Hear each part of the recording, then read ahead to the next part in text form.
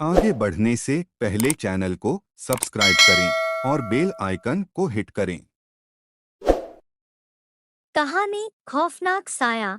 काशीपुर में रहने वाली रीना शर्मा की अभी नई नई शादी हुई थी। शादी के 2 से 4 दिन बाद ही पति मनोज को ऑफिस के काम से 1 हफ्ते के लिए दुबई जाना पड़ा। रीना अपने अनुभव के बारे में बताती।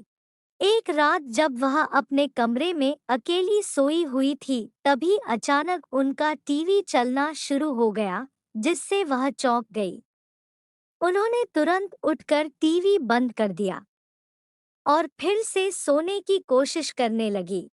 थोड़ी देर बाद उन्हें महसूस हुआ कि उनकी बगल में बिस्तर पर कोई लेटा हुआ है। टीवी की अपने आप चलना और फिर किसी की मौजूदगी का एहसास होना घर में अकेली लेटी महिला को डरा देने के लिए काफी था। रीना जिस करवट लेटी थी उसी करवट लेटी रही। उन्हें समझ नहीं आ रहा था कि करे तो क्या करें।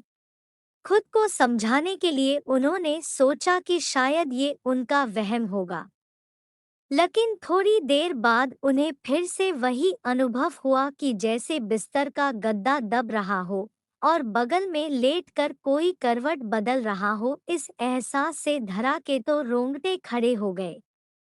वह समझ नहीं पा रही थी कि यह सब हो क्या रहा है। बहुत हिम्मत जुटाकर वो बिस्तर से उठीं और पीछे पलट कर देखा।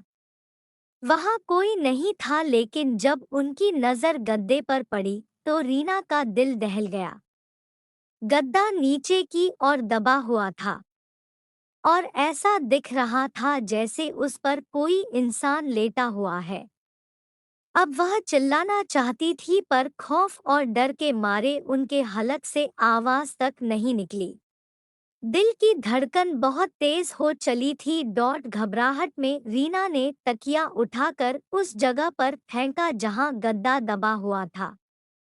ऐसा करते ही बिजली की तेजी से गद्दा ऊपर आकर ठीक हो गया और रीना को ऐसा भास हुआ कि वहां से कोई परछाई तेजी से उठ खड़ी हुई हो। इसके बाद करीब 30 मिनट तक कोई हलचल नहीं हुई। तब रीना में थोड़ी बहुत हिम्मत बंधी और उसने पास पड़े मोबाइल से बगल के कमरे में सो रही अपनी सासू माँ को फोन किया। उनकी सास तुरंत दौड़कर रीना के कमरे में आ गई और पूछने लगी कि क्या हुआ। अभी रीना कुछ बोले उसके पहले उसे फिर से ऐसा कुछ दिख गया जिसे देखकर उसके होश उड़ गए। रीना ने देखा कि उसकी सासू माँ के पीछे एक जवान औरत की धुंधली परछाई खड़ी थी। उसकी आंखों की जगह काले गहरे गड्ढे थे और उसका कद करीब करीब कमरे की छत जितना ऊंचा था। यह भयानक नजारा देखकर रीना वहीं बेहोश हो गई और उसी रात उन्हें अस्पताल में दाखिल करना पड़ा। डॉक्टर ने कहा कि डर के मारे उन्हें लो ब्लड प्रेशर की शिकायत हो चुकी है। रीना के ससुराल वाले वह मकान छोड़ने को राजी नहीं हैं, इसलिए रीना आज भी अपने मायके रहती है।